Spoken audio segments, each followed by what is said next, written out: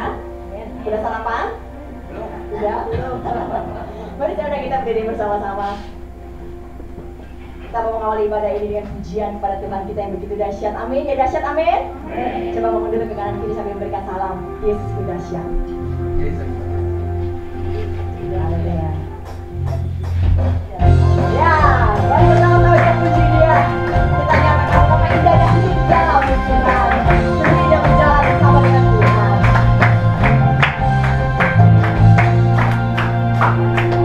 Alangkah indahnya hidup di dalam Tuhan, yang mencurahkan berkat yang berlimpah. Amin. Alangkah indahnya hidup di dalam Tuhan, yang memberikan kuasa untuk menang. Dahsyat Yesus, Yesus itu dahsyat.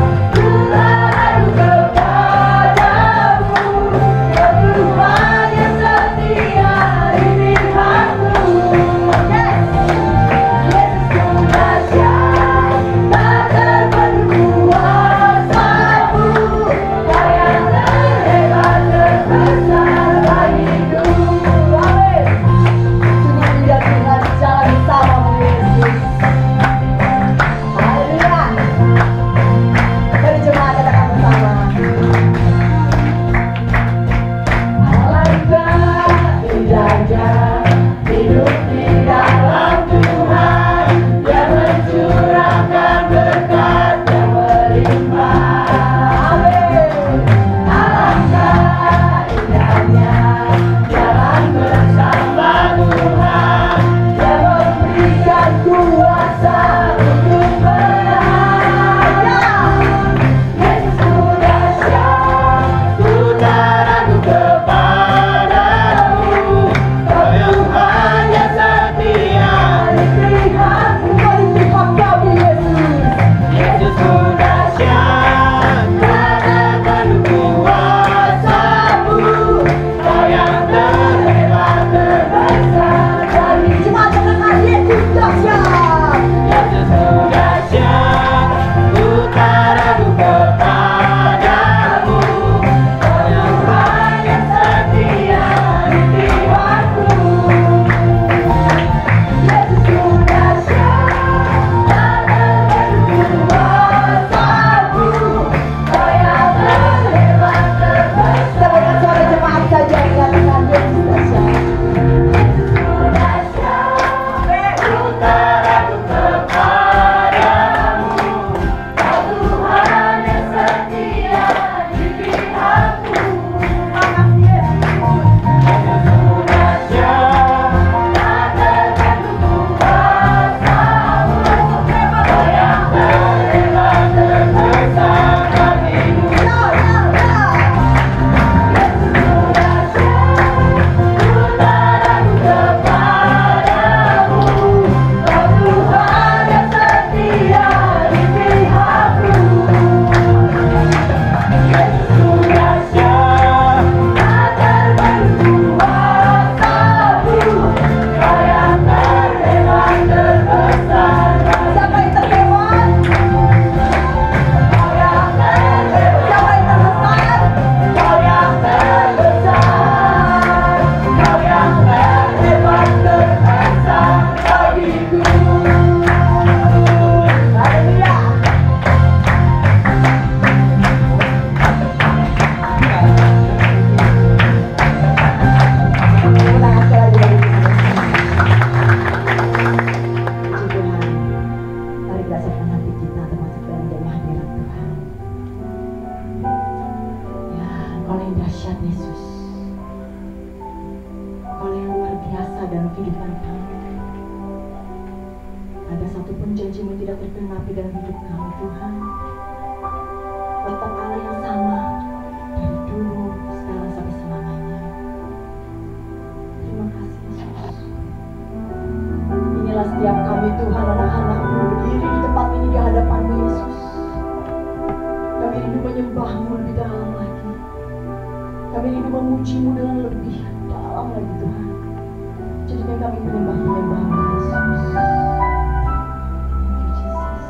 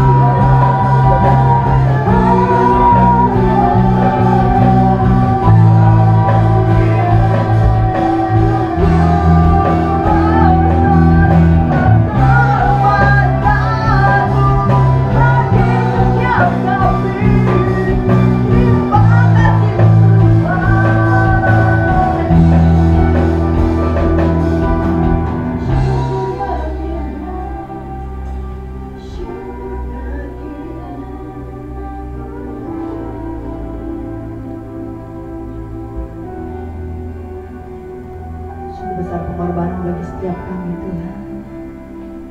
Sungguh indah Tuhan Kau pikirkan tentang setiap kami pribadi lepas pribadi. Terima kasih Yesus. Sungguh besar pengorbananmu bagiku, terlalu dalam untuk dimengerti. Sungguh besar,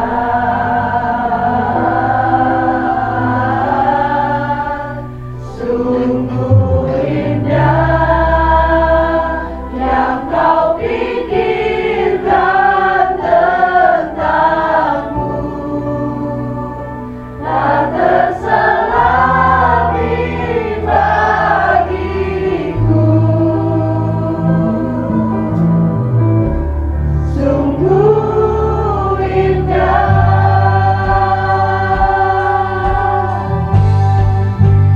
sungguh besar pengorbananmu bagiku, terlalu dalam untuk dimengerti.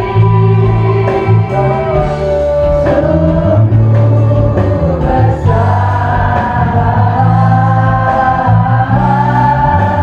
sungguh indah yang Kau pikirkan tentangku, tak terselami bagiku. Terima kasih Yesus. Sungguh indah Tuhan pengorbananmu bagi setiap kami. Sungguh besar pengorbananmu bagiku, terlalu dalam untuk dimengerti. Sungguh besar, sungguh indah yang Kau pikirkan tentangku, tak terselami bagiku. Sungguh indah Tuhan, sungguh besar pengorbananmu. Sungguh besar pengorbananmu bagiku. Thank you Jesus. Terlalu dalam untuk dimengerti. Sungguh besar, sungguh indah yang Kau pikirkan tentangku, tak terselami bagiku.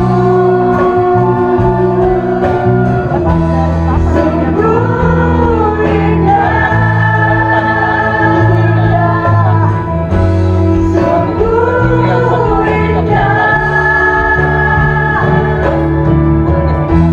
sungguh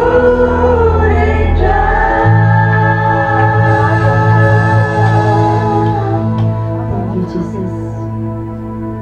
Betapa setiap kami pribadi yang begitu berharga di mata-Mu Tuhan. Kami bersyukur. Kami bangga Tuhan jadi anak-anak-Mu. Terima kasih Yesus Kau memilih kami dan mengangkat kami Tuhan. Kami rindu pelukan kasih-Mu Tuhan saat pagi hari ini. Kami rindu dan menjamah setiap kami. Kau yang peluk setiap kami dan mengatakan bahwa Engkau mengasihi kami lebih dari apapun. Terima kasih Yesus. Oleh sebab itu pagi ini kami menyatakan dan kami juga ingin mengasihi Engkau lebih dari apapun Tuhan. Terima kasih Yesus. Kami bersyukur untuk pagi hari ini masih untuk nafas yang masih Kau berikan bagi setiap kami.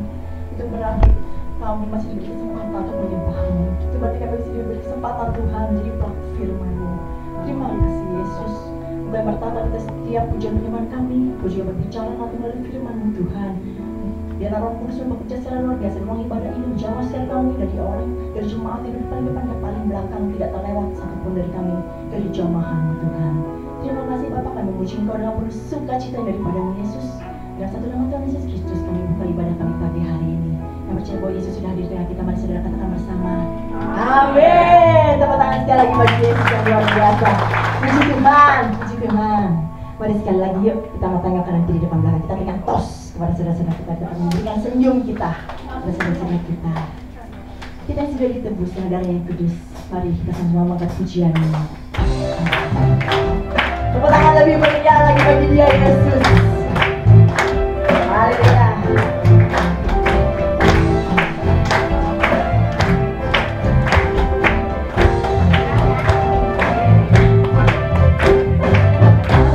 Yang telah ditebus dengan darah yang kudus, megangkan pujian bagi-Mu. Ya, kami baik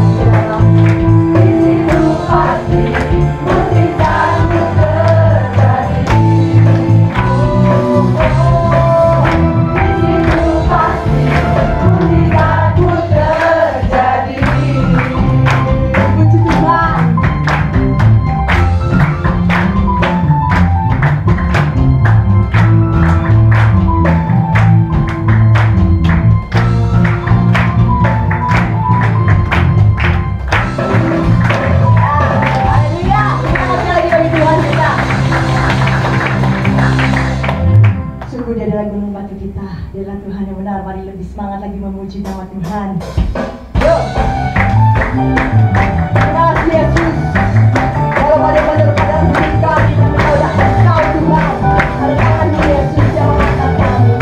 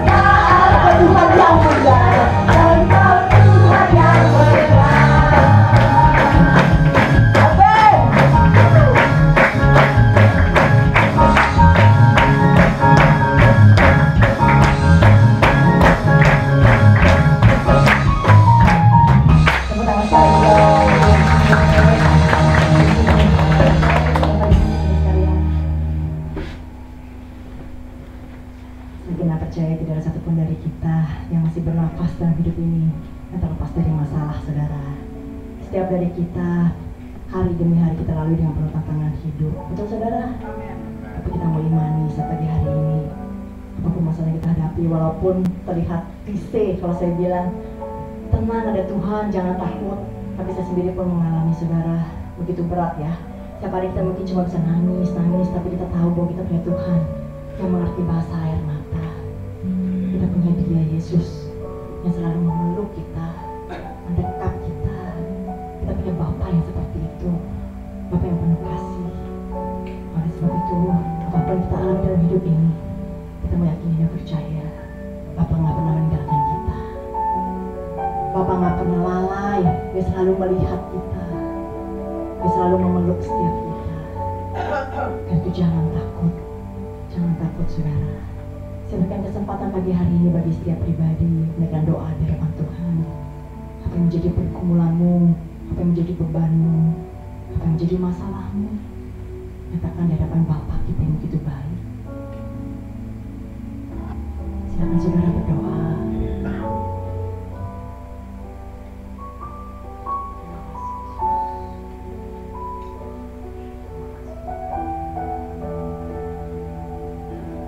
Biarlah singgah dengan lembut menaikkan pujian ini dan saudara-saudara bisa tetap berdoa.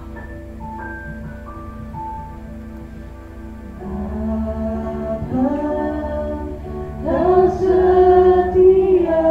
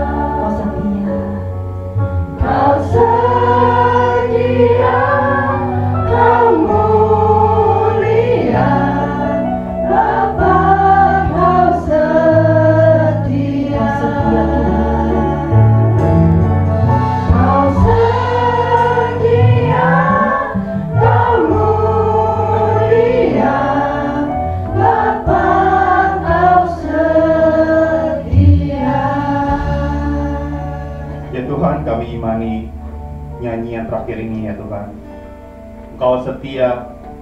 Untuk itu tolong ajar kami ya Tuhan, untuk menjadi pribadi yang setia, menjadi jemaat yang setia, menjadi umat-Mu yang setia di hadapan Engkau ya Tuhan. Untuk itu Tuhan, hari ini kami mau merenungkan kembali sebagian dari firman-Mu. Kau pakai ya Tuhan, Kau pakai kami ya Tuhan, untuk kami bisa mendengarkan firman-Mu, memahaminya, mendengarkan sampai akhirnya kami mengerti apa kehendak-Mu di dalam hidup kami ya Tuhan. Terima kasih Tuhan Yesus, Kau pakai hamba-Mu juga dari segala keterbatasan yang dimilikinya, sehingga nama-Mu dimuliakan di tempat ini sampai selama-lamanya. Di dalam nama Yesus Kristus kami siap mendengarkan firman-Mu. Yang percaya katakan amin. Silakan duduk Bapak Ibu Saudara. Ya, selamat pagi semuanya. Ya, salam sejahtera. Ya saudara, hari ini kita akan merenungkan satu bagian dari firman Tuhan ya, dari Kisah Para Rasul 8 ayat 26 sampai yang ke-40. Saya kasih judul khotbah hari ini adalah efek domino penginjilan ya, efek domino penginjilan. Mari kita langsung buka dalam Kisah Para Rasul 8 ayat 26 sampai yang ke-40. Kisah Rasul 8 ayat 26 sampai yang ke-40. Ya, ini agak panjang ya Bapak Ibu. Mari kita mau baca bersama-sama. Yang wanita boleh ayat yang genap, yang pria yang ganjil ya.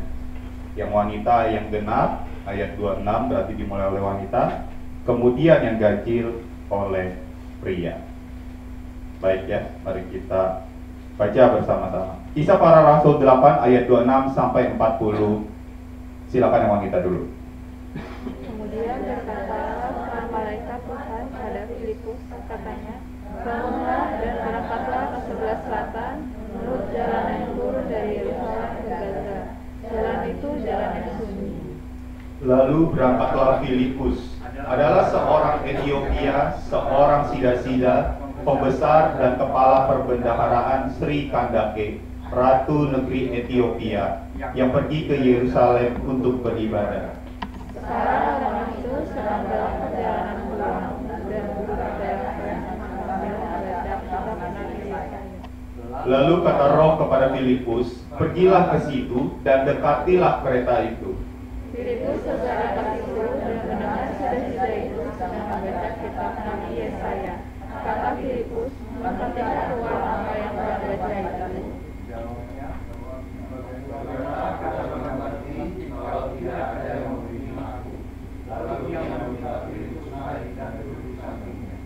Nas yang dibacanya itu berbunyi seperti berikut: seperti seekor domba yang dibawa ke pemataian, dan seperti anak domba yang bertelut di depan orang yang bergunting bulunya, demikianlah ia tidak membuka mulutnya. Dengannya berlangsunglah hukumannya. Siapakah yang akan menceritakan asal usulnya? Sebab nyawanya diambil dari bumi.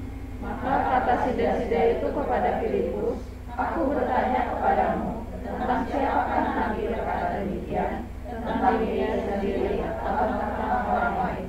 Maka mulailah Filipus berbicara dan bertolak dari nas itu. Ia memberitakan Injil Yesus kepadanya.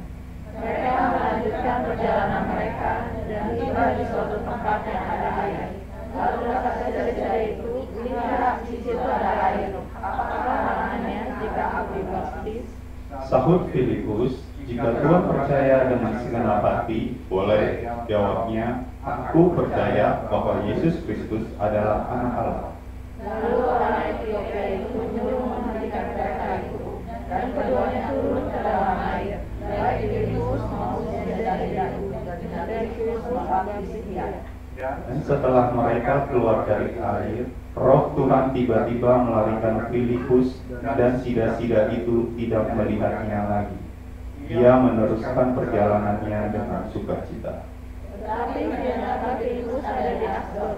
Ia berjalan di daerah itu dan memberitakan Injil semua kota sampai yang berada di Kaisarea. Ya, baik. Terima kasih Bapak, Ibu, Saudara semua.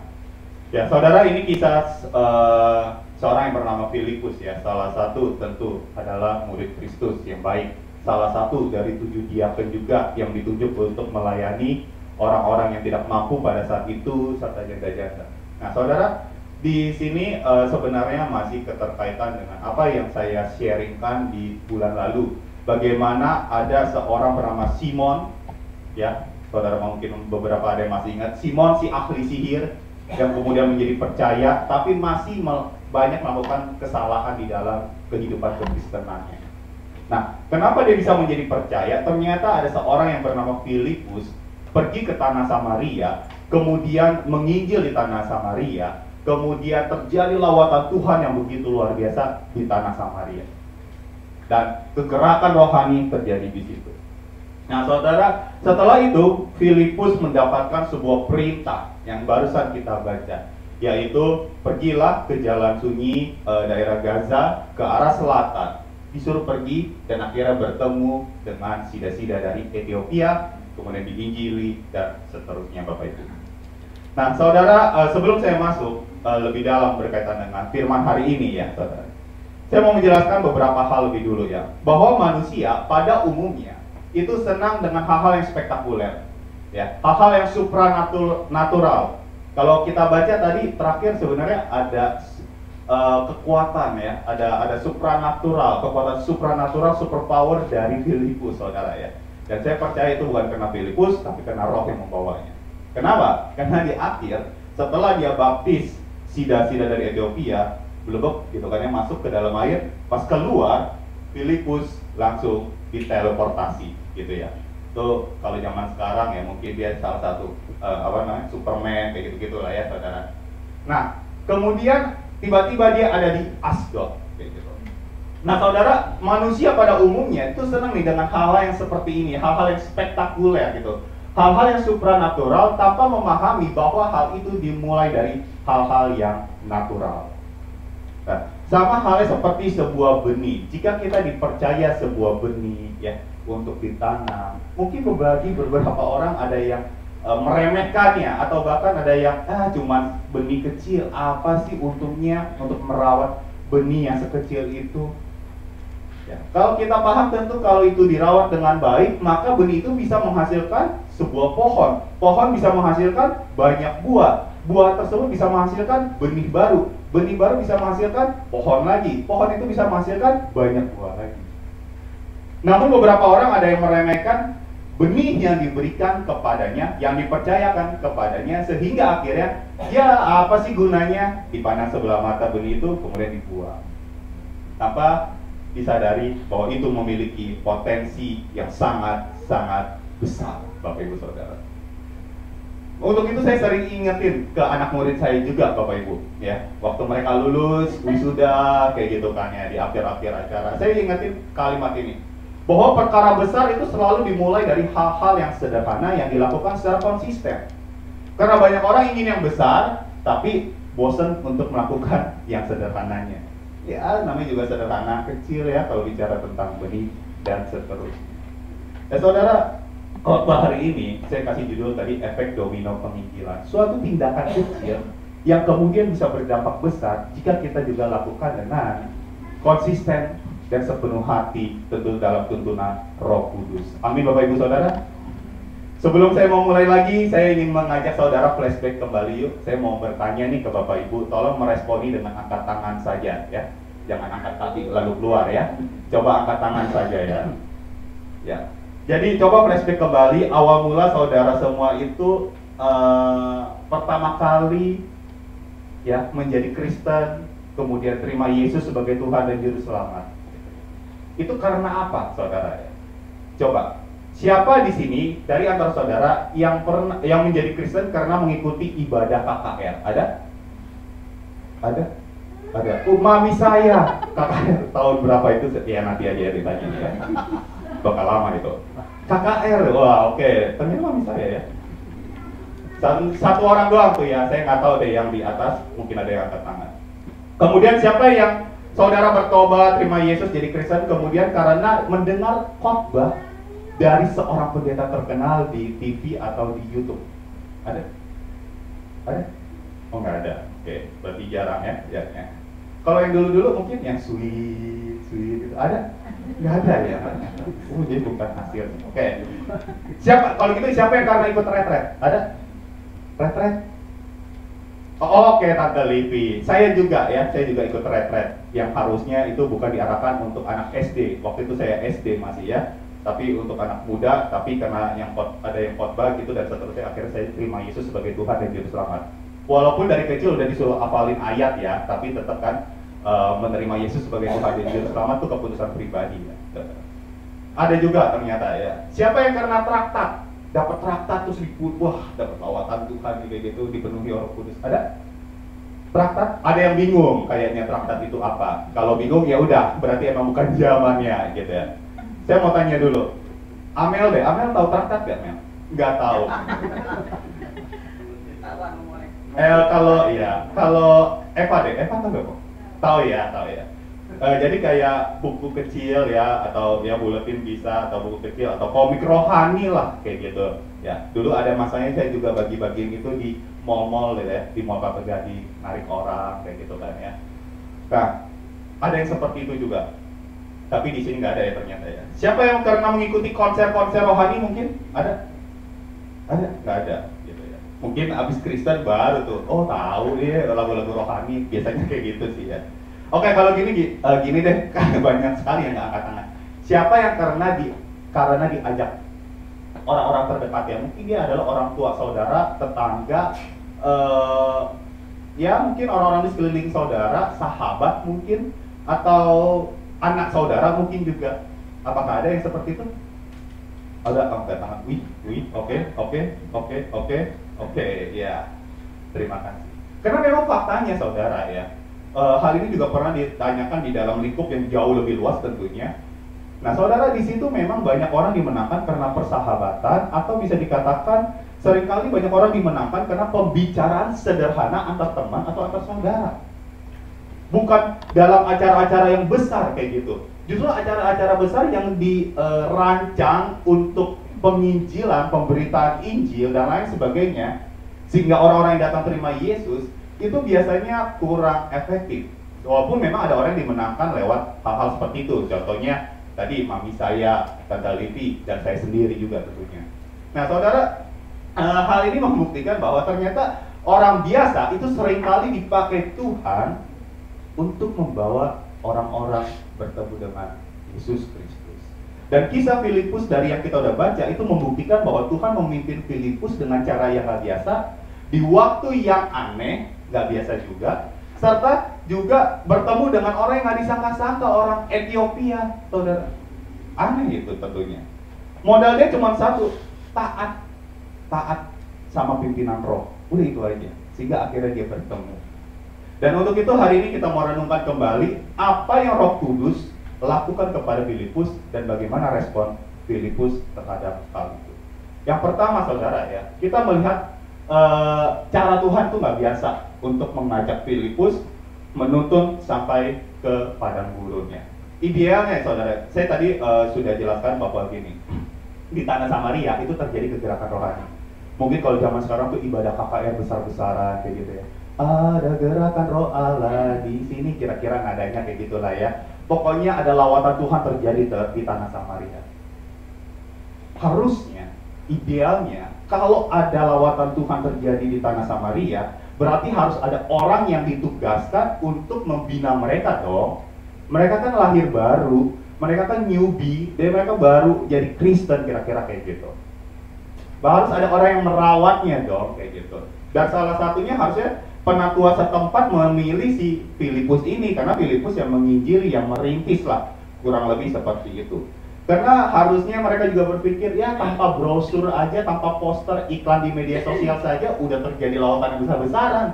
Apalagi kalau kita kelola dengan baik dong. Kira-kira kayak gitu. Itu cara yang harusnya terjadi. Tapi cara Tuhan nggak kayak gitu, saudara. Malah Tuhan menjuru Filipus pergi ke satu tempat yang tidak ada orangnya. Saudara, ayat 26 tadi ditulis bahwa jalan yang harus dilalui oleh Filipus adalah jalan yang sunyi. Saudara, dalam bahasa Yunaninya itu ditulis eremos. Eremos menjelaskan bahwa jalan itu gurun, Bapak Ibu. Padang gurun. Nah, seorang teolog bernama Matthew Henry mengatakan, saya akan bacakan catatan dari dia. Beliau mengatakan bahwa Filipus tidak akan pernah memikirkan untuk pergi ke sana karena sangat kecil kemungkinan untuk mendapatkan pelayanan di sana.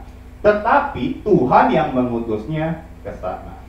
Jadi maksud saya gini, saudara, dari tempat yang dipenuhi dengan gegap gempita lawatan Tuhan yang luar biasa, di situ karunia-karunia mungkin nyata dan lain sebagainya, malah orang ini ditarik ke satu tempat yang sunyi di padang gurun, mau ngapain juga kagak ada yang tahu. Karena malaikat Tuhan nggak ngomong mau ngapain di padang gurun, cuma disuruh pergi ke jalan sunyi itu. Nah, saudara, yang luar biasa apa? Di ayat 27 ditulis, lalu berangkatlah Filipus. Lalu berangkatlah Filipus. Tuhan gak janji apa-apa. Tuhan gak janji, nanti kamu akan ketemu dengan seorang pejabat penting dari Ethiopia ya. Tuhan gak janji kayak gitu. Roh Kudus gak janji kayak gitu. Tapi Filipus tetap taat menjalankan perintah tersebut. Kemudian kita masuk ke yang kedua. Ternyata Tuhan mengutus orang seringkali di waktu yang tak terduga, unusual times, ya saudara ya. Filipus ini kan tadi nggak tahu ya mau ngapain. Jadi Tuhan dikasih tahu sama malaikat Tuhan arahnya selatan ke daerah Gaza, tapi nggak tahu tuh mau ketemu siapa atau mau ngapain di sana, apa bikin ibadah baru dan lain sebagainya dan lain sebagainya. Tapi yang dilakukan ia nggak nunda-nunda, dia tetap melakukan dengan sepenuh hati. Saudara, coba renungin satu hal gini ya. Kalau saudara menghadapi suatu masalah atau kesulitan kehidupan lah ya, kayak gitu, sedang menghadapi hal-hal yang seperti itu. Kalau waktunya terukur, saudara tahu ini kapan berakhirnya, mungkin itu akan lebih melegakan. Kayak gitu. Contoh, kita akan mendapatkan satu masalah, tapi dikasih message sama Tuhan. Ya, kamu mengalaminya hanya 30 hari. So, survive. Struggle ya di dalam 30 hari. Berjuang ya, kayak gitu ya. Kalau waktu terukur, hari pertama, hari kedua mungkin, capek. Tapi kita ada harapan, karena di hari setelah 30 itu ya kita udah bebas dari masalah tersebut kan. Kalau waktu terukur, akan jauh lebih mudah menjalaninya. Tapi kalau nggak keukur, itu lebih sulit. Satu kali saya pernah pelayanan, mungkin itu pelayanan pertama kali saya untuk keluar dari Jakarta karena memang praktek dari kampus gitu saudara, ke satu daerah pegunungan. Dipercaya katanya ini daerah lebih tinggi, desa ini lebih tinggi dari menara pemancar sinyal handphone kayak gitu. Maka dari itu di atas lagi jadi susah untuk dapetin sinyal handphone. Sinyal ya kayak gitu maksud saya. Jadi mau message ke rumah pun juga susah. Singkat cerita di situ kami tidur di rumah penduduk, bukan di hotel, bukan di apapun penginapan lainnya, tapi di rumah penduduk. Tempat tidurnya bagi saya tentu kurang nyaman, kayak gitu. Airnya, cuacanya sangat tidak nyaman. Saya suka udara dingin, Bapak Ibu. Saya senang dengan daerah pegunungan dibanding dengan pantai yang panas, kayak gitu. Nah, hanya saja saat itu terlalu dingin, saudara ya. Sesuatu yang keterlaluan kan juga nggak enak ya. Berlebihan juga nggak enak gitu ya. Saya akhirnya pernah pelayanan satu hari, memang harus pelayanan khotbah pagi hari gitu. Terus akan harus mandi dong, masa nggak mandi ya kan? Akhirnya saya mandi jebur gitu, tapi langsung gemeter gitu. Keceburan dulu gemeter, akhirnya sabunan udah deh ceburannya. Paling tuh gayung bisa dihitung nggak nyampe 10 lah kayak gitu. Yang penting ya ada aja lah kayak gitu mandinya. Karena saking dinginnya saudaranya. Dan di situ jujur aja agak tidak tahan gitu. Kemudian tidur hari pertama kayak bangun tidur bangun gitu. Jadi kayak resah kayak gitu ya. Sulit karena baru di tempat yang baru lah kira-kira kayak gitu. Singkat cerita, saya akhirnya tetap bertahan sampai akhir dengan dalam keadaan sukacita. Tahu nggak kenapa saudara? Ya karena keukur. Paling cuma 3-5 hari, setelah itu balik ke Jakarta, udah balik lagi ke kehidupan. Maksud saya kayak gini saudara, kalau sesuatu kesulitan kehidupan itu terukur waktunya, itu akan lebih mudah, ada harapan. Paling hari kesekian selesai nih, kira-kira gitu. Nah saudara, di sini Filipus kan nggak tahu mau ngapain, nggak dikasih tahu waktunya. Kalau kita baca sih enak ya saudara. Tadi coba saya ulang ya. Malaikat Tuhan bicara Filipus, bangun berangkat ke selatan menurut jalan yang turun dari Yerusalem ke Gaza. Jalan itu jalan yang sunyi. Ayat 7 dibilang gini, lalu berangkatlah Filipus, titik adalah seorang Ethiopia. Saudara, kita baca gitu doang ya, lalu berangkatlah Filipus, titik adalah seorang Ethiopia. Tapi kenyataannya itu durasinya berapa lama kita nggak tahu.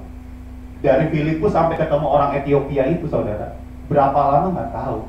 Maksud saya ini di gurun, panas saudara. Nah di sini di ayat, kemudian di ayat berikutnya ya, kalau di ayat maaf, kata selatan di dalam bahasa Yunaninya itu ditulis Mesembria ya, masih di ayat yang sama. Mesembria kalau ngomongin arah itu ngomongin arah selatan, tapi ngomongin waktu itu midday Bapak Ibu, atau siang hari. Saudara tahu ya kira-kira, walaupun mungkin kita belum merasakan, minimal kita tahu dari internet lah ya, gurun tuh kayak apa gitu ya. Nah, saudara sekarang kan merasakan panas yang luar biasa ya di Jakarta ya. Saya pernah tuh habis kerja gitu mau pulang, saya lihat dulu tuh derajat, berapa derajat gitu, panas udah kayak apa gitu. Orang-orang tuh bilang kayak neraka bocor, gak kayak tahu aja neraka kayak gimana ya. Tulisnya 36 derajat, tapi saya nggak percaya sama 36 derajat ini saudara. Terus ada tulisan di bawahnya kecil gitu, feels like 38 derajat gitu ya. Ternyata mentok-mentok bisa 38 derajat. Waktu saya keluar, ini udah apa segala macam, panas banget saudara ya. Sampai rumah udah peringatan udah kayak apa. Saya nggak habis pikir Filipus tuh kayak gimana dulu tuh di padang gurun. Gitu. Saudara boleh cek tuh nanti ya, di padang gurun kira-kira kalau zaman sekarang itu panasnya seberapa panas tuh. Kalau tidak salah di atas 40 derajat, tapi kalau waktu malam dia dingin banget sampai minus Bapak Ibu.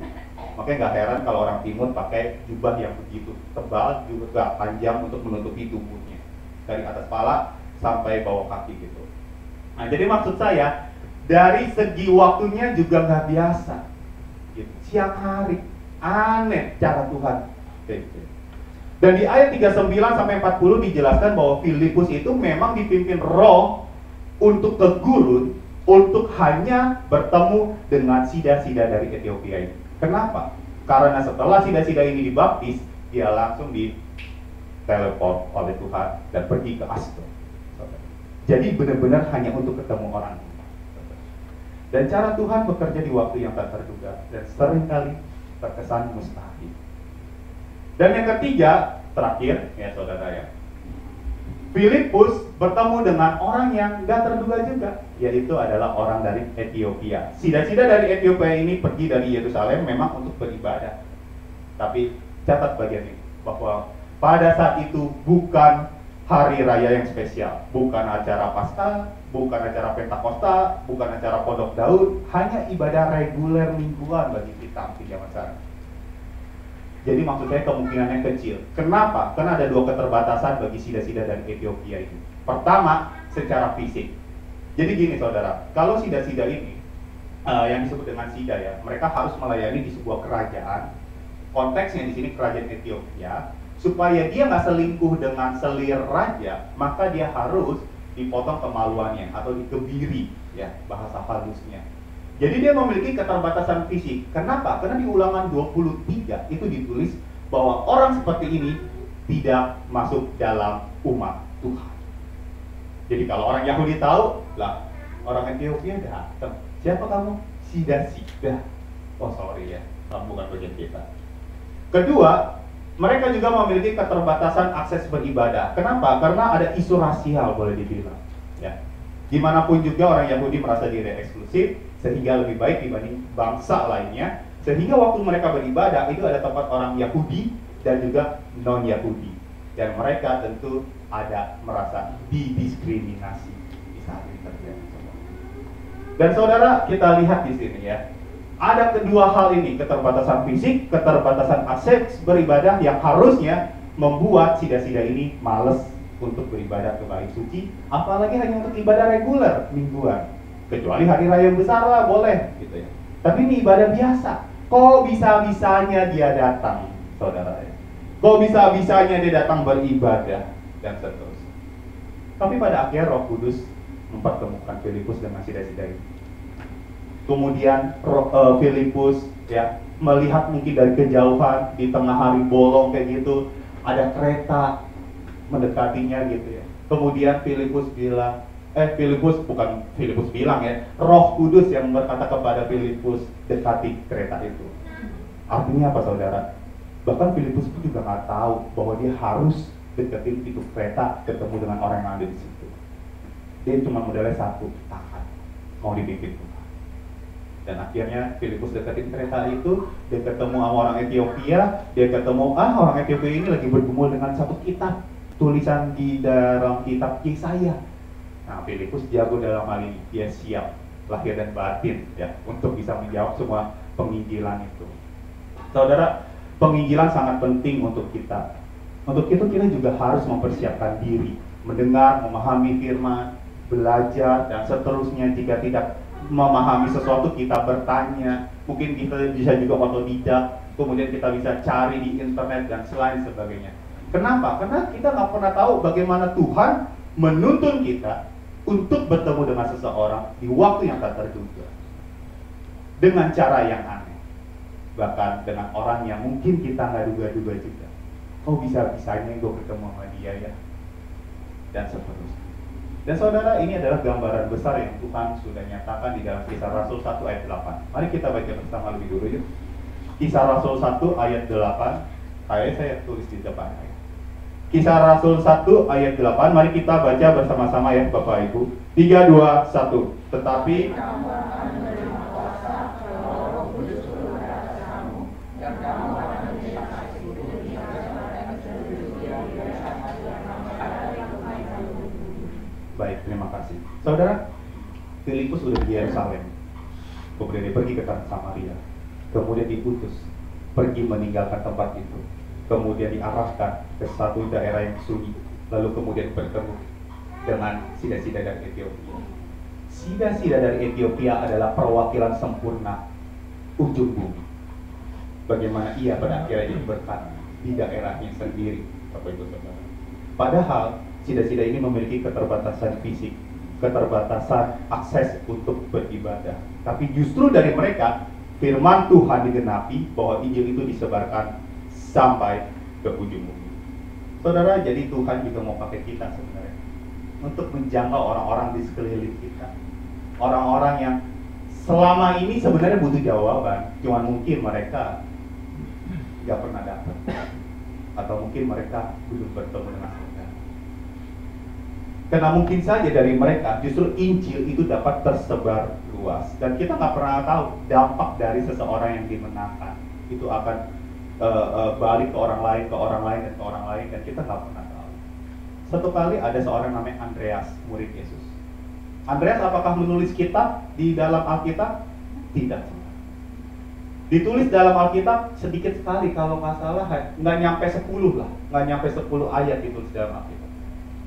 Tapi Andreas yang bawa Petrus menuju Yesus, mengenalkan Petrus kepada Mesias ini, Yesus ini, Sang Juru Selamat. Kemudian disitulah terjadi suatu perubahan hidup dalam diri Petrus. Petrus luar biasa, terkenal, khotbah 3.000 orang bertobat. Namanya banyak sekali dicatat dalam Alkitab. Petrus juga menulis kitab.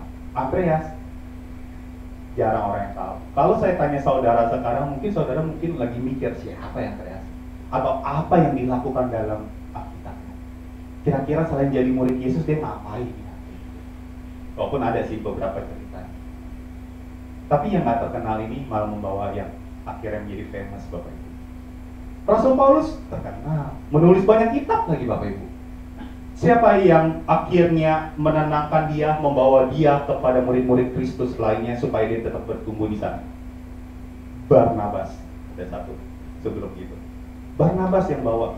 Barnabas mensupport si Rasul Paulus, walaupun dia akhirnya tetap, pernah terjadi suatu perdebatan antara mereka berdua, selisih paham lah kira-kira itu. Ada orang-orang di sekeliling kita mungkin yang memenangkan saudara waktu itu. Dia nggak begitu dikenal dan lain sebagainya. Untuk itu saudara, kita tuh udah dapat anugerah, keselamatan, kasih Kristus, sukacita walaupun di tengah kesulitan. Kita tuh udah dapat itu. Mari kita bagikan ke orang-orang di sekeliling kita. Amin, Bapak Ibu Saudara. Kita perlu sharingkan, Bapak Ibu Saudara. Kita perlu kasih tahu. Mungkin kadang-kadang kita give up ya. Kadang-kadang kita capek gitu ya, menginjil, memberitakan Injil, berdoa. Orang itu nggak berubah-berubah, udah bertahun-tahun kayak gitu kan. Atau mungkin beberapa di sini ada yang guru sekolah minggu ngajar satu anak atau beberapa anak, kayaknya ini anak kagak dengerin, dia ngomong apa dia kagak ngerti kayak gitu. Gue ngomong ini cerita Zacchaeus, dianggapnya cerita Filipus mungkin dan lain sebagainya. Atau mungkin saudara menginjil anak saudara sendiri gitu kan ya, dikasih tahu tentang firman Tuhan, tapi kok kelakuannya bertentangan dengan firman Tuhan kayak gitu. Mungkin saja saudara capek gitu. Tapi yang pasti jangan pernah nyerah gitu. Kita nggak akan pernah tahu buah yang sudah ditabur atau benih yang sudah ditabur, maaf. Dan kita nggak akan pernah bisa tuh melihat buahnya. Bahkan mungkin beberapa kasus Tuhan tutup sengaja supaya kita nggak menjadi angkuh. Ya, jadi sekalipun mungkin kita tidak melihat buah penginjilan, ya rasanya juga nggak perlu ya, saudara ya. Yang kita lakukan tetaplah taat melakukannya sekalipun mungkin kelihatan mustahil. Karena kalau kita melihat buahnya, jangan-jangan suatu hari kita tepuk dada. Tuh, karena gua dia jadi Kristen, karena gua tuh dia masuk ke gereja, karena gua tuh dia rajin tuh di Alberta berat, dia pelayanan juga kali itu gitu. Karena gua. Kita nggak perlu melihat buah penginjilan itu. Biarlah Roh Kudus yang menyertai orang itu. Karena ada bagiannya kok. Ada yang menanam, ada yang menyiram, ada juga yang akhirnya menuai. Saudara, mungkin ini bukan hal yang mudah bagi beberapa orang ya. Apalagi bagi beberapa orang yang digolongkan sebagai orang introvert ya, untuk memulai pembicaraan kepada orang lain ya. Termasuk saya pun juga sulit gitu ya. Bahkan kalau di ibadah kayak gini disuruh tos, salaman mungkin boleh Bapak Ibu berdiri kayak gitu kan ya. Silakan salaman, mungkin saudara ada yang keluar mata atas itu karena takut gitu ya kalau ketemu orang dan lain sebagainya. Tapi kalau kita mau taat dipimpin oleh Roh Kudus, saya percaya banyak hal yang bisa terjadi saudara ya. Karena tadi dikatakan di dalam Kisah Rasul 1 juga, yang penting kuasa Roh Kudus itu nyata ada dalam diri kita, sehingga kita bisa menceritakan kebaikan Tuhan. Saya ingin mengenalkan satu metode ya saudara ya. Boleh tolong next ya. Ini namanya metode garam. The salt method of evangelism ya. Maksudnya ya, salt ini garam ya. S pertama itu adalah mari kita mulai dengan sebuah pembicaraan sederhana. Saudara pikirkan satu nama, saudara boleh pikirkan sekarang juga, nama yang mungkin saudara rindu bahwa nama ini bisa dimenangkan. Atau mungkin dia udah Kristen bertahun-tahun, tapi mungkin dia kecewa dengan kekristenan, dia meninggalkan kekristenan. Saudara rindu dia dimenangkan kembali. Mari saudara bawa dia di dalam pikiran saudara. Satu nama aja. Kalau mau banyak ya boleh, cuma satu aja dulu lah ya. Kemudian mari kita pikir untuk memulai pembicaraan dengan dia kira-kira. Walaupun mungkin sulit ya. Saya sendiri sadar kok saya nggak mudah untuk melakukan hal ini ya.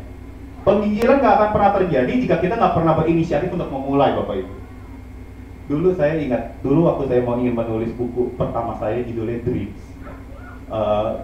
Ada seorang mentor yang suka menulis buku juga, namanya Ko Iwan gitu ya.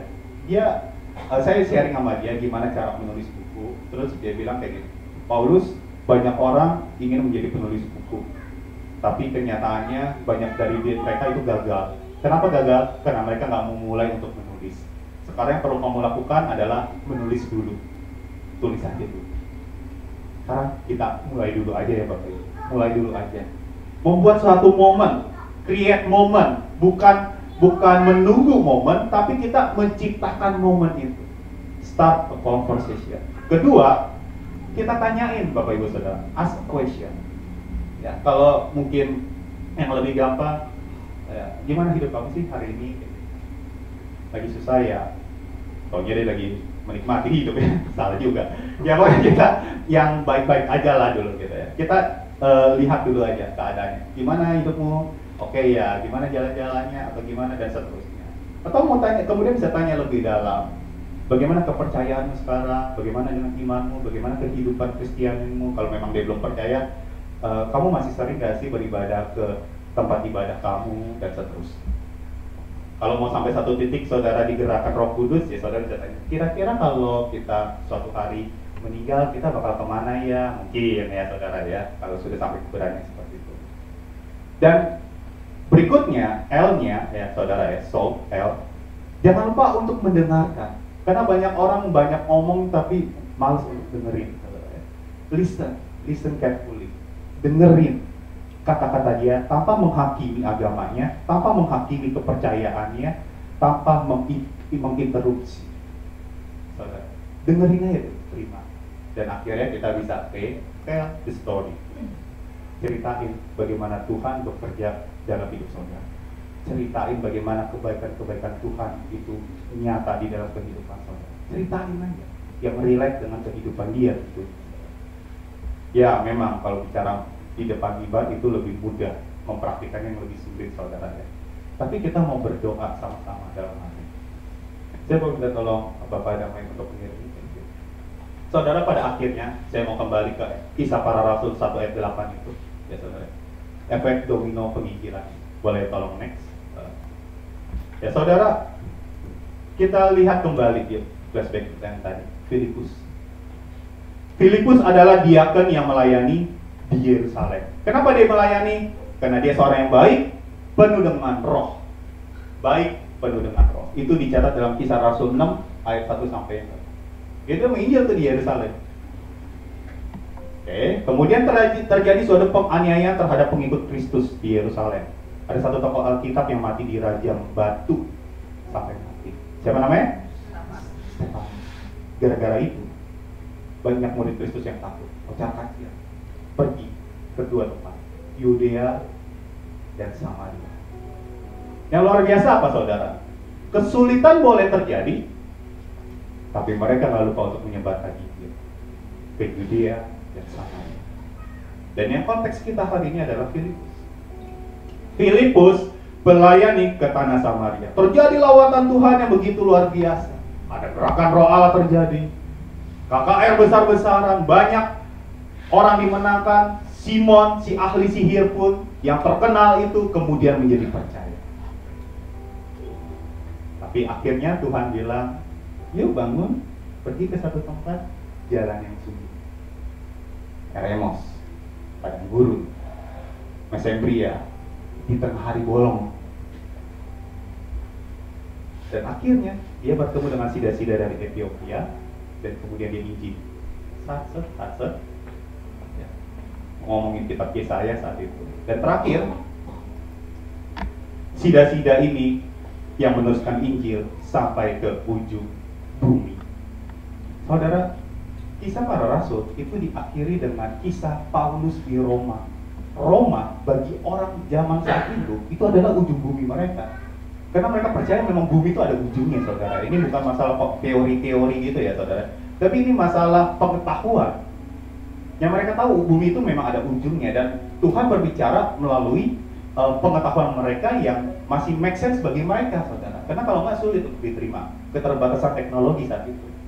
Nah, sehingga mereka percaya bahwa bumi itu ada ujungnya. Dan apa itu ujung bumi? Tentu ujung bumi itu hal-hal atau daerah di luar Yerusalem, Yudea, dan Samaria. Dan konteksnya di kitab Kisah Para Rasul akhir ya, nanti saudara bisa lihat ya di akhir Kisah Para Rasul. Itu Paulus menginjil ke Roma. Paulus dipenjara di Roma, tapi Paulus sekaligus menginjil di Roma. Nah, saudara, luar biasa. Sida-sida ini, ya saudara, akhirnya dimenangkan oleh Filipus. Kitab Kisah Para Rasul belum berakhir, Injil itu sudah tersebar sampai ke ujung bumi melalui sida-sida dari Ethiopia. Menurut catatan gereja, seorang bapak gereja bernama Irenaeus, ya, tahun 130 sampai 200 Masehian lah kurang lebih. Dia mencatat bahwa sida-sida dari Ethiopia ini yang meneruskan penginjilan ke Ethiopia, ke ujung bumi. Dan firman Tuhan digenapi. Kenapa? Karena ada satu pribadi yang mau taat, dituntun sama Tuhan. Dia nggak ngerti apa-apa, cuma dibilangin, itu ada kereta, deketin kereta itu. Itu jalan dong, walaupun di sini dipenuhi dengan gegap gempita lawatan Tuhan, kamu tetap harus pergi dong. Jalan yang sunyi itu dong. Dan akhirnya dia telah, dan akhirnya Injil itu tersebar sampai ujung bumi sebelum kitab ini berakhir. Saya percaya pertemuan saudara dengan orang-orang di sekeliling saudara sekarang ini, itu bukanlah sebuah kebetulan. Apalagi kalau saudara punya kerinduan untuk memenangkan orang-orang tersebut. Mungkin dia adalah asisten rumah tangga saudara, mungkin dia adalah teman saudara, mungkin dia adalah orang-orang di sekeliling saudara, kandung bisa, dan lain sebagainya. Taruh nama itu sekarang di pikiran saudara. Kita mau doain sama-sama Bapak Ibu. Karena memang penginjilan tidak selalu dimulai dari KKR yang besar-besaran atau acara yang besar-besaran. Seringkali justru dimenangkan orang-orang itu lewat pertemuan sederhana, ya, antar keluarga, ya, antar teman doa, dan seterusnya. Bawa nama-nama itu saudara, yang saudara rindu untuk dimenangkan. Akhir kata saya mau katakan gini ya saudara, di tengah kenyamanan yang saudara sedang nikmatin, juga di tengah kesulitan yang sedang saudara hadapi, jangan lupa tentang amanat aku, jangan lupa tentang penyebaran Injil. Jangan lupa bahwa kabar baik itu tetap harus diberikan kepada orang-orang di sekeliling kita. Kenapa? Karena hari-hari ini sudah jahat, saudara. Kita nggak tahu Tuhan Yesus kapan datang. Tapi yang kita tahu, kita punya tugas mulia, amanat agung. Amin, Bapak Ibu Saudara. Mari kita bawa mereka dalam doa. Bawa mereka dalam doa. Mari kita tutup ibadah ini. Kita tutup firman ini maksud saya. Saudara boleh pejamkan mata.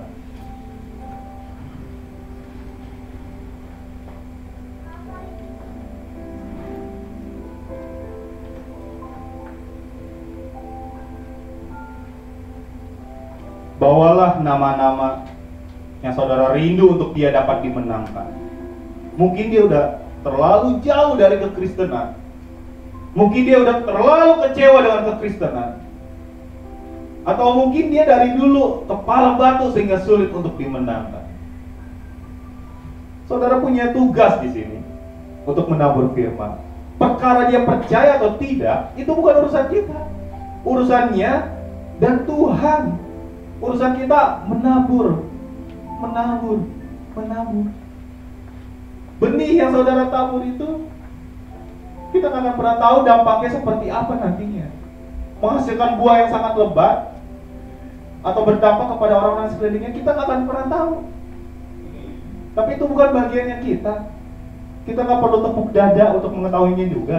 Yang perlu kita lakukan, lakukanlah bagian kita. Yang gampang, sederhana, orang-orang di sekeliling kita. Saya akan sediakan waktu sekian menit sementara musik mengalun dengan lembut untuk saudara mendoakan nama-nama yang saudara rindu untuk dapat dimenangkan. Demikian juga saya akan berdoa. Silakan Bapak Ibu, silakan berdoa.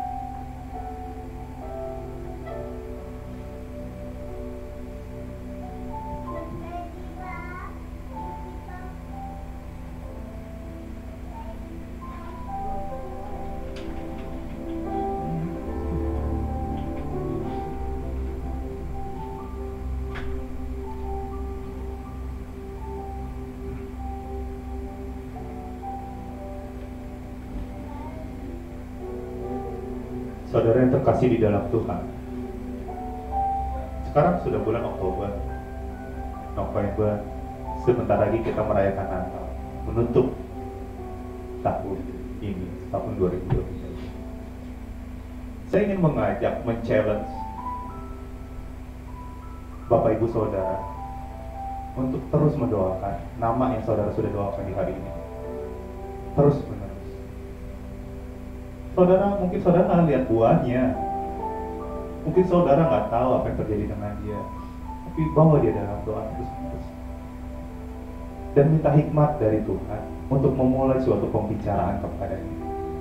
Sehingga nama Tuhan dapat dimuliakan, nama Tuhan dimenangkan. Kita semakin berkurang, tapi Tuhan semakin bertambah.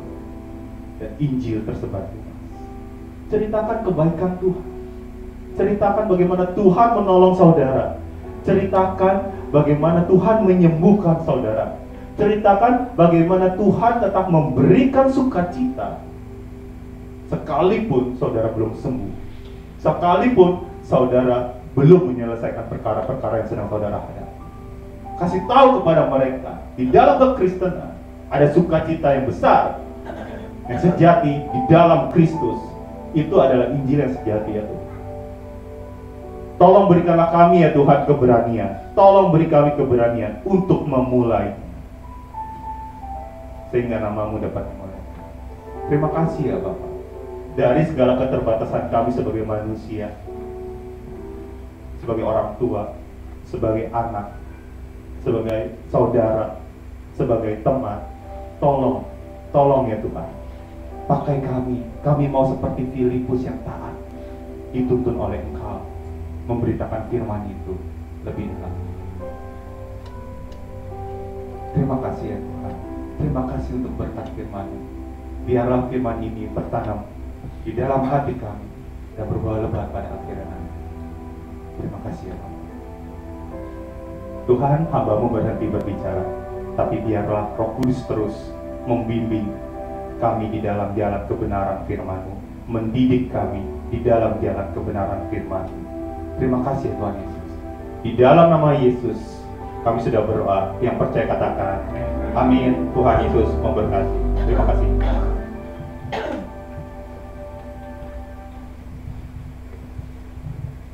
Puji Tuhan, untuk firman sudah kita dengar bersama. Biarlah kita tidak menjadi penyembah-penyembah Tuhan yang benar, tapi kita juga menjadi penginjil. Untuk kita boleh bercerita, boleh bersaksi saudara kepada orang yang sekitar kita tentang kebaikan Tuhan dalam hidup kita. Saya atas nama Ibu Gembala Suci Macam terima kasih pelayanan PRP Paulus. Thank you, Tuhan Yesus memberkati. Tiba saatnya kita akan memberikan persembahan kepada yang bertugas dan untuk maju ke depan.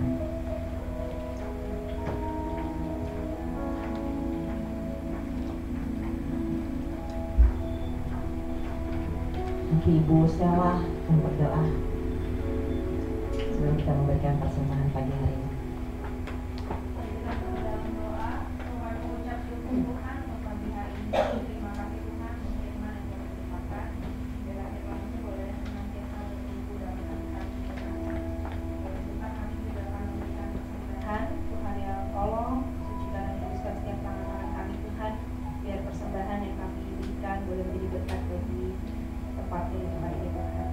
Berkati juga kedua hamba-Mu yang menjadi kolektor pada pagi hari ini dengan berkat yang khusus. Terima kasih Tuhan Yesus, dalam nama Tuhan Yesus kami sudah berdoa dan mengucap syukur. Haleluya.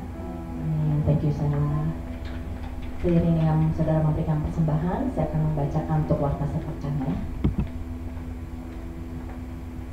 Untuk yang pertama, apakah ada di antara jemaat pagi hari ini yang baru pertama kali beribadah di gereja ini? Jika ada, kami mohon sedianya untuk berdiri sebentar. Apakah ada? Semua jemaat pemain setia. Terima kasih juga kepada semua pelayan yang telah setia melayani kebaktian hari ini. Tuhan Yesus memberkati kita semua. Dan mari kita mengantarkan anak cucu kita dan bertumbuh dalam firman Tuhan dari sekolah minggu atau ada sakit sehingga diadakan setiap hari Minggu jam 10:30. Dan untuk jemaat wanita diundang untuk hadir dalam kebaktian WBI yang diadakan setiap hari Selasa jam 10 pagi. Dan untuk hari Selasa ini 17 Oktober firman Tuhan akan dibawakan oleh PDM Dewi Karta Elia. Mari juga bergabung bersama kami dalam benteng doa GBI Alberta setiap hari Jumat jam 10 pagi. Bukan hanya bagi jemaat Alberta, ini juga terbuka bagi umum. Mari kita mengajak keluarga, tetangga, teman kita untuk saling menguatkan melalui doa-doa kita. Dan untuk kaum muda, diajak untuk hadir setiap hari Sabtu jam 6 sore di tempat ini dalam komunitas Alberta Youth Team. Dan untuk hari Sabtu 21 Oktober, firman Tuhan disampaikan oleh Diakon Stefanus Iwanata Sutejo. Seluruh jemaat diundang untuk kembali hadir dan kebaktian umum minggu depan 22 Oktober pukul 8 pagi. Dan firman Tuhan minggu depan akan disampaikan oleh Pendeta Carmelia Suryanto. Pastikan juga nanti kita jangan lupa saudara-saudara mengikuti Alberta Kids setelah ibadah umum ini, yaitu pukul 10.30. Dan untuk Komsel Pemuda akan pindah Jengkanyang. Komsel Pemuda Alberta akan diadakan setiap hari Minggu keempat pukul 11 di lantai 2. Ya. Dan kemudian happy birthday kepada Bapak David Hanapa tanggal 21 Oktober. Apakah hadir ada di atas nggak? Ini gimana nih? Oh, ada di atas. Happy birthday ya, David. Kemudian Saudara Nokta yang Zega, happy birthday. Mana Nokta ya? Oh, di atas juga. Happy birthday Nokta. Gak adil ya, nanti bisa lihat kita bisa lihat dia. Oke, Nokta happy birthday 22 Oktober. Dan kepada Saudari Opianus Suaru 22 Oktober, apakah hadir? Bisa berdiri sebentar? Iya, bisa berdiri. Pak Opianus Suaru. Karena nanti di depan belakang bisa memberikan happy birthday, berikan salam. Dan kemudian berita tentang dana OTA, terima kasih kepada Ibu Esther Chong yang telah mempersembahkan Rp200.000. Puji Tuhan. Saudara-saudara, sebentar lagi kita akan merayakan Natal dan Tahun Baru. Dan untuk dana Natal 2023 dan kebaktian tutup tahun 2023, GBI Alberta kembali mengadakan kebaktian Natal umum. Kapan Natalnya? Minggu 24 Desember, dilingkarin kalender saudara ya. Jam 10 pagi. Dan untuk kebaktian tutup tahunnya kapan? Minggu 31 Desember. Pas banget nih ya, minggunya tanggal 31 Desember. Tapi kita merayakannya bukan jam 12 malam saudara, jam 10 pagi ya. Jadi baik Natal umum maupun tutup tahun semuanya jam 10 pagi di tempat ini. Bagi jemaat yang bergerak mendukung dana dalam dapat mempersembahkan melalui rekening gereja, QRIS BCA atau amplop persembahan. Dan untuk kebaktian Natal komisi akan diinformasikan kemudian. Terima kasih kepada NN tanggal 8 Oktober yang mempersembahkan Rp100.000 untuk dana Natal dan tutup tahun. Tuhan Yesus yang memberkati. Mari kita juga mau tetap dukung gereja kita melalui persembahan atau perpuluhan yang bisa dilakukan melalui kontrak kolektor, kotak perpuluhan, transfer ke rekening gereja atau scan QRIS yang ditempel di kursi-kursi ruang ibadah. Bisa juga melalui amplop persembahan yang sudah disediakan. Mari kita tetap mengikuti kegiatan gereja GBI Alberta melalui warta digital yang dikirimkan di WhatsApp grup GBI Alberta, terutama juga untuk para pelayan bisa lebih memperhatikan jadwal pelayanannya. Jangan lupa follow juga Instagram GBI Alberta Team dan Facebook page GBI Alberta. Jangan lupa juga untuk satukan hati berdoa bagi gereja dan bangsa negara kita setiap malam jam 9. Dimanapun kita berada, ayo kita luangkan waktu berdoa sejenak. Kita yakin dan percaya doa orang benar sangat besar kuasanya, dan kita percaya Tuhan mampu memulihkan gereja dan bangsa negara kita, terutama untuk tahun depan pemilihan presiden. Pilih siapa saudara? Jangan ngomong. Keceplosan lagi, pilih siapa? Ya saudara-saudara, kita berdoa biar semuanya tetap aman ya, aman, tenang, siapapun terpilih semuanya tetap aman dan damai aja Indonesia. Oke. Apakah ada pengumuman tambahan dari Ibu Gembala? Tidak ada. Kalau tidak ada, mari kita berdiri bersama-sama. Kita akan menutup ibadah kita pagi hari ini. Nanti doa syafaat akan disampaikan oleh Diakon Bibi Handaya, dan doa berkat akan disampaikan oleh Ibu Gembala. Kita akan pujian ini, yang kupuji hanya Engkau Yesus. Oh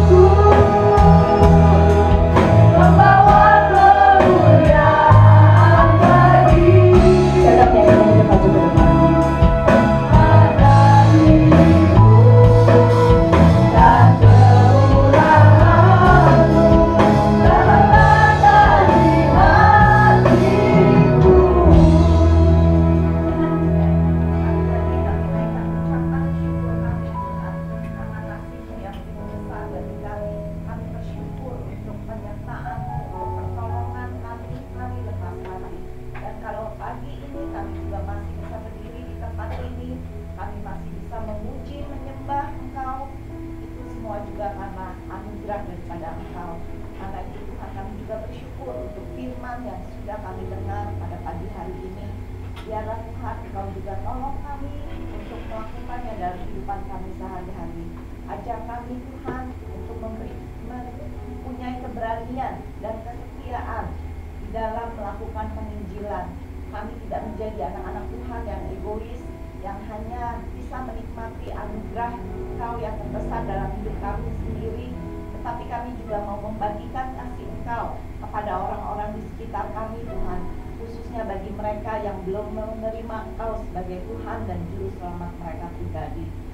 Dan pada saat ini kami juga bersyukur kalau hamba-Mu untuk Bapak PDP Paulus yang sudah menyampaikan firman-Mu pagi ini Tuhan. Biarlah Engkau juga yang terus memperlengkapi dia di dalam setiap tugas pelayanan yang Kau berikan, baik dia sebagai seorang guru maupun juga sebagai hamba-Mu Tuhan. Biarlah Kau terus pakai dia untuk menjadi saluran berkat bagi orang-orang di sekitarnya. Dan kami juga berdoa untuk Sela Tuhan, biarlah Engkau juga yang terus memberikan kekuatan, kesehatannya daripada-Mu. Bahkan Engkau juga yang tahu harapan daripada keluarga kecil ini Tuhan. Engkau juga yang menggenapinya sesuai dengan waktu dan rencana-Mu. Terima kasih Tuhan, kami juga bersyukur untuk Ibu Gembala yang pagi hari ini juga ada di tengah-tengah kami. Kami bersyukur kalau Engkau juga yang terus memberikan kekuatan, kesehatan yang baru bagi beliau. Biarlah Engkau juga yang terus memperlengkapi beliau di dalam mengembalakan setiap jemaat yang Kau percayakan di tempat ini. Kami juga berdoa untuk anak, cucu, mantu, semuanya ke dalam tangan-Mu Tuhan. Biarlah Engkau juga yang berkati mereka, Engkau yang pelihara mereka, dan Engkau juga yang mencukupkan setiap kebutuhan mereka. Engkau yang menjamin masa depan mereka. Bapak, kami juga mau menyerahkan untuk saudara-saudari kami yang pada pagi hari ini tidak bisa bergabung di tempat ini. Engkau yang mengetahui keberadaan mereka. Engkau juga yang memelihara mereka, memberkati mereka Tuhan, seperti setiap jemaat yang ada di tempat ini yang juga pasti Engkau akan berkati. Biarlah Tuhan, kalau ada di antara mereka yang sedang dalam keadaan lemah tubuh, Engkau juga yang melawat, bahkan memberikan kesembuhan bagi mereka. Dan Engkau juga Tuhan tolong ingatkan bagi saudara-saudari kami yang sudah lama tidak hadir karena mungkin ada masalah, kekecewaan, ataupun sudah undur kerohaniannya. Biarlah Roh Kudus tetap mengingatkan mereka akan kasih mereka yang mula-mula. Mereka juga boleh tetap kembali setia beribadah setiap hari Minggu di tempat ini. Terima kasih Tuhan, kami juga mau menyerahkan untuk perayaan Natal pada tanggal 24 Desember yang akan datang, bahkan juga acara tutup tahun tanggal 31 Desember, bahkan juga perayaan Natal bagi setiap komisi yang ada. Biarlah Engkau juga yang berkati, Engkau campur tangan Tuhan untuk setiap persiapan yang dilakukan. Kiranya semuanya boleh berjalan dengan baik dan lancar, khususnya juga untuk para hamba Tuhan yang akan melayani pada harinya nanti. Kau juga persiapkan mereka dengan hikmat bijaksana daripada Engkau, sehingga nanti pada hari hanya mereka bisa menyampaikan kebenaran firman yang bisa memberkati setiap jemaat yang hadir. Kami juga mau menyerahkan untuk kebutuhan dana yang diperlukan Tuhan. Biarlah Engkau juga yang cukupkan semuanya, sehingga bisa mencukupkan setiap apapun yang diperlukan untuk acara ini. Bapak, kami juga tidak lupa berdoa bagi bangsa dan negara kami yang tidak lama lagi akan melakukan pesta demokrasi, yaitu pada tanggal 14 Februari yang akan datang Tuhan. Biarlah Engkau juga yang sertai, Engkau turut campur tangan, terutama untuk keamanan daripada negara ini Tuhan.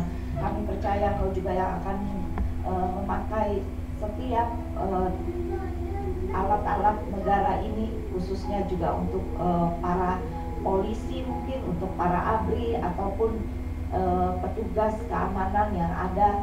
Biarlah mereka juga bersatu hati, bergandengan tangan menjaga keamanan daripada bangsa dan negara kami, khususnya juga untuk pada saat pelaksanaan kampanye semuanya boleh berjalan dengan aman, tidak terjadi kerusuhan ataupun hal-hal yang tidak kami harapkan. Kami percaya Tuhan, siapapun presiden, wakil presiden yang akan terpilih itu adalah sesuai dengan rencana Engkau Tuhan, dan mereka yang pilih benar-benar adalah wakil rakyat yang mau bekerja untuk membangun, mensejahterakan bangsa dan negara kami. Terima kasih Tuhan, dan kalau sebentar lagi kami juga mau berpisah satu sama lain, biarlah Kau juga pimpin hantar setiap langkah kami hingga kami boleh tiba di tempat tujuan kami masing-masing tanpa kurang suatu apapun. Terima kasih Tuhan, terpujilah nama-Mu.